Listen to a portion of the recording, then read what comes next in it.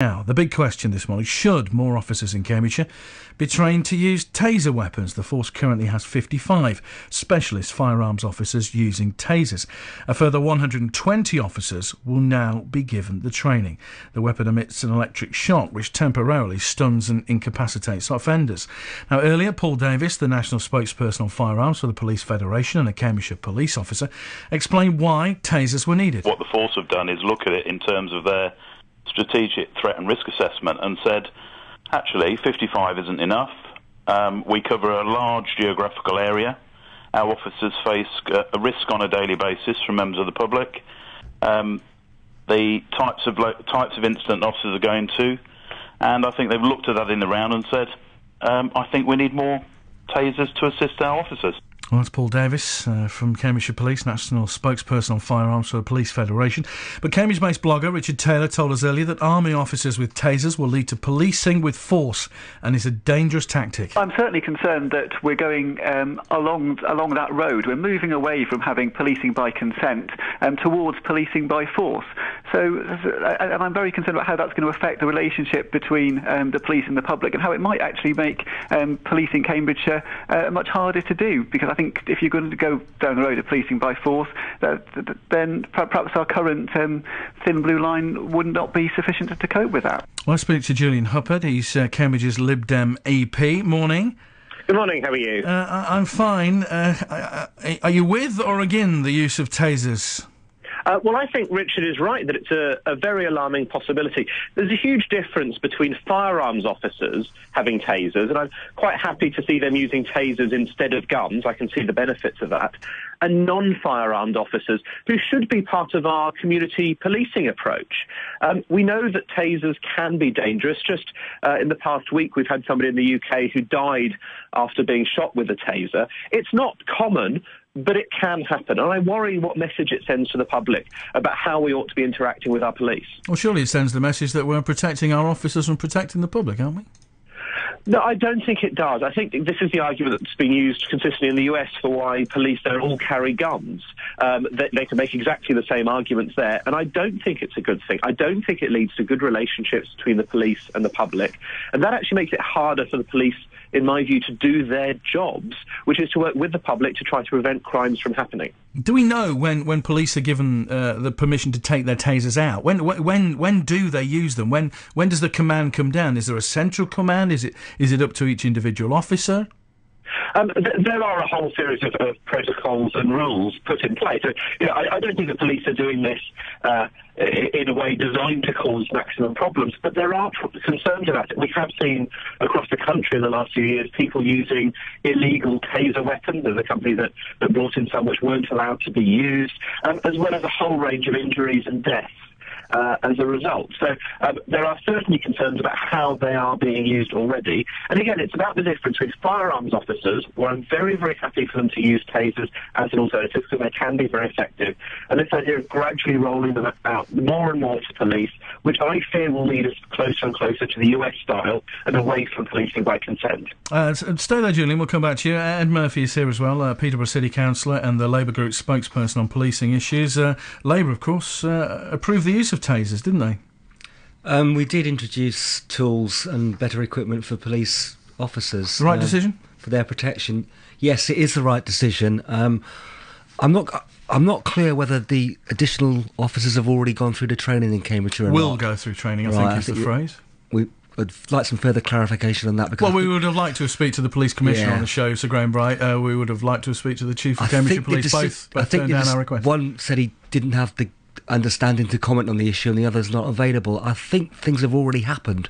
We've had the tactical support units changed. We've had the firearms officers taken away from Peterborough and parts of Cambridgeshire and merged.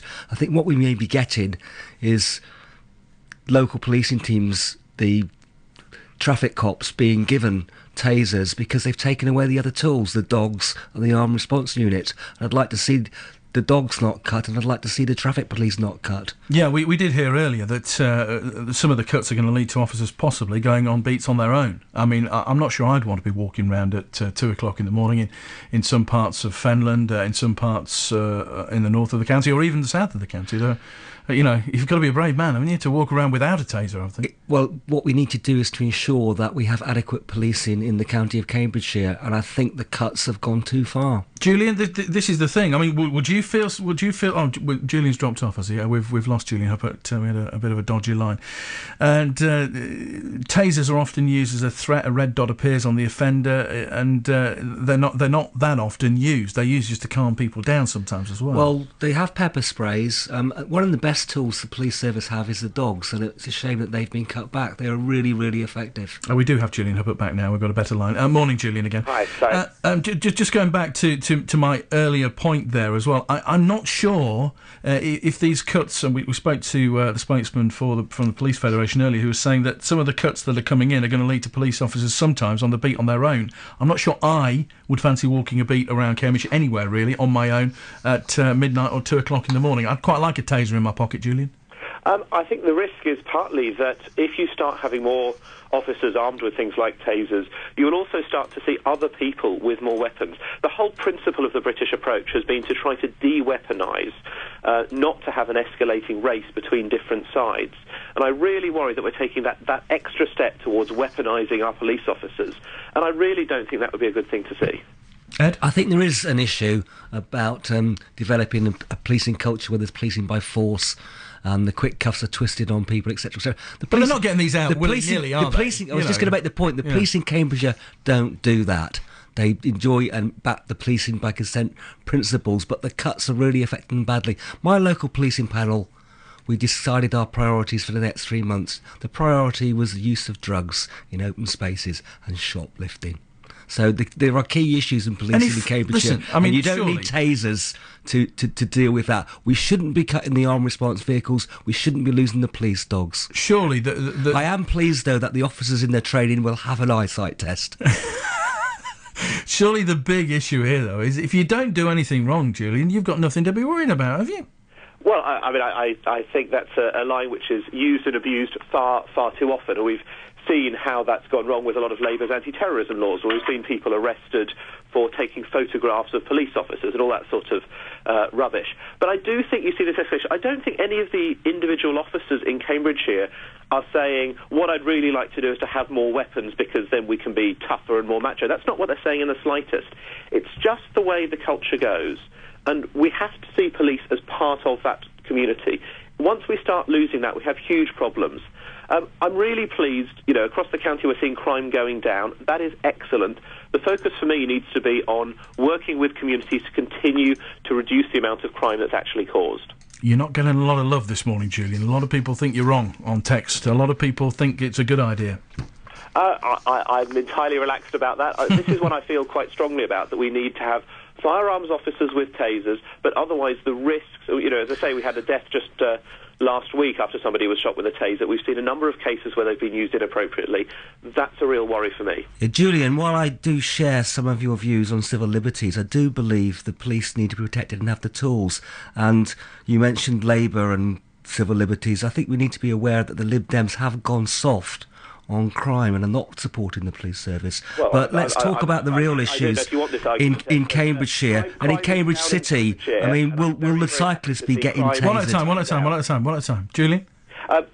Crime is down in Cambridgeshire. I'm absolutely delighted. I'm delighted that crime is particularly down in Cambridge. So that is a great success. What people want is actually, I think, for crime not to happen. That's the key test of whether you're soft on crime or hard on crime. Thank you very much, gentlemen, and an interesting debate. Ed Murphy, Labour councillor in Peterborough, and Lib Dem MP for Cambridge, Julian Huppert. Your comments, your thoughts, 08459 25 2000 81333 on text.